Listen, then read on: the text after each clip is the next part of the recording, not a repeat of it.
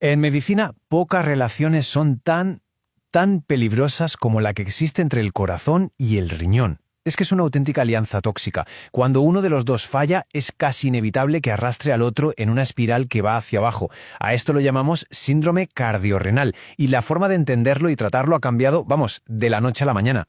Venga, vamos al lío, a ese escenario clínico que todos hemos vivido y que, bueno, genera bastante respeto. Tenemos a un paciente con insuficiencia cardíaca descompensada, encharcado, y al empezar con los diuréticos, ¡zas!, la creatinina empieza a subir.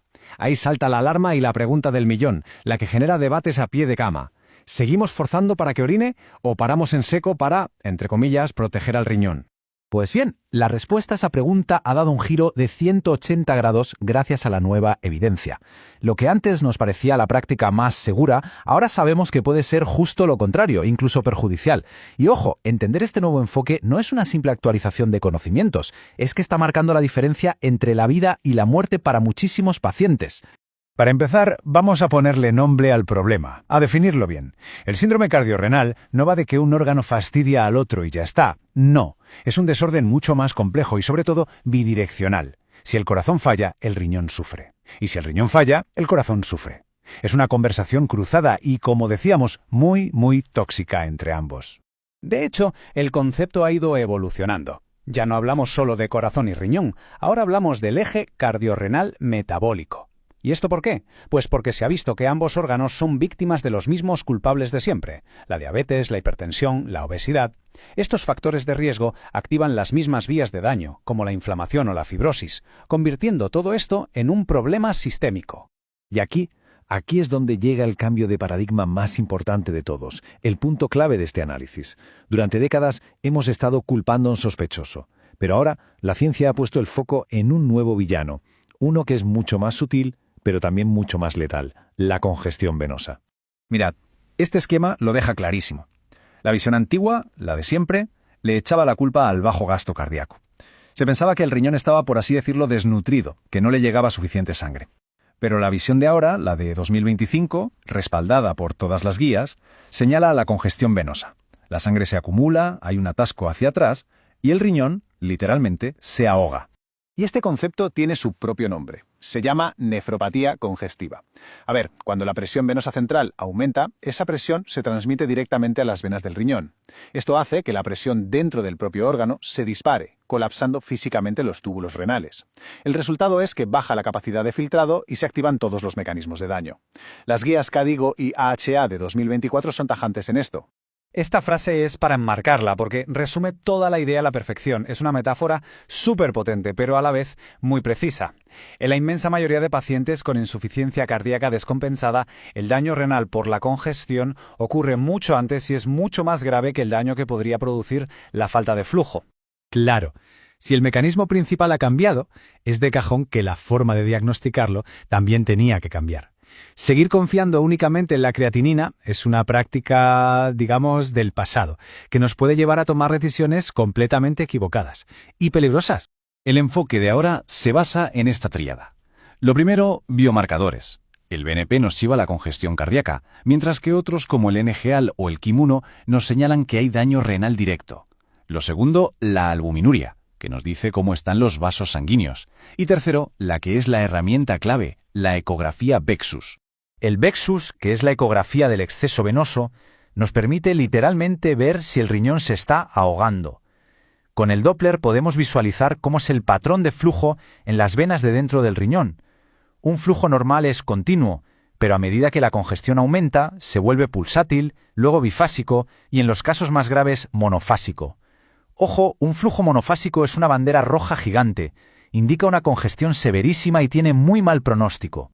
Bien, ya entendemos mejor el problema y tenemos nuevas herramientas para diagnosticarlo, así que llegamos a la nueva estrategia de tratamiento. Es un plan con varias patas, que ataca tanto la crisis aguda como la prevención a largo plazo para intentar romper de una vez este círculo vicioso.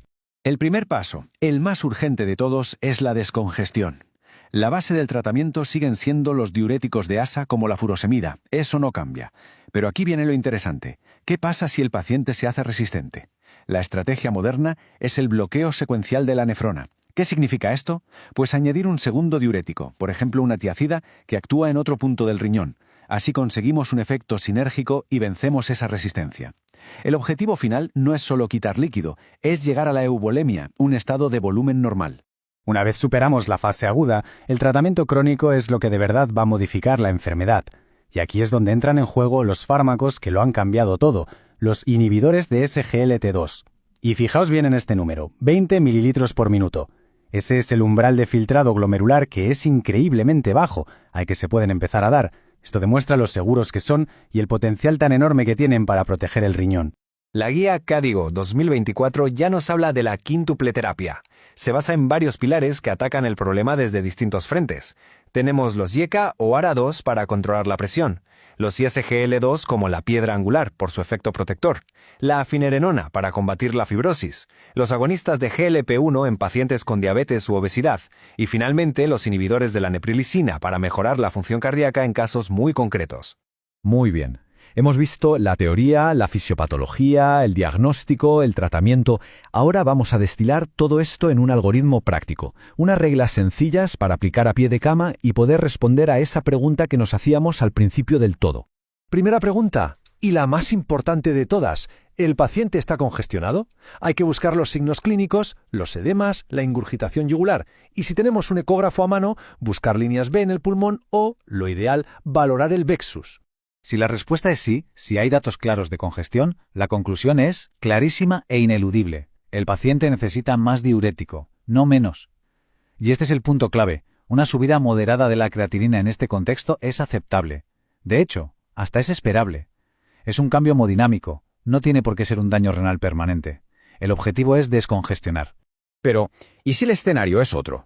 La segunda pregunta clave que hay que hacerse es, ¿está el paciente hipoperfundido? ¿Tiene la tensión por los suelos, las extremidades frías, está obnubilado? Porque esto es un cuadro clínico totalmente distinto. Si la respuesta aquí es sí, entonces la estrategia cambia radicalmente. Mucho cuidado. En este caso, el riñón sí que está sufriendo por falta de flujo. Forzar la diuresis aquí puede ser muy peligroso y empeorar la situación. Este paciente lo que necesita es soporte con fármacos sinotrópicos para que el corazón bombe mejor y quizás vasopresores. Y esta tabla es un resumen perfecto. A ver, mecanismo clave que hay que recordar, la congestión venosa renal. La guía de referencia, Cadigo 2024. Los pilares terapéuticos que están cambiando el pronóstico, ISGLT2, finerenona y los ARGLP1. La imagen que nos guía en todo esto, la ecografía Vexus. Y la solución a la resistencia a diuréticos, el bloqueo secuencial. Más claro imposible. Así que, si hay que quedarse con una sola idea de todo esto, que sea esta. No temas a la creatinina, teme a la congestión. Este es el nuevo mantra. La congestión es el verdadero enemigo. Descongestionar al paciente es la prioridad número 1. El objetivo final, la eubolemia, es lo que realmente va a salvar, a largo plazo, tanto al corazón como al riñón.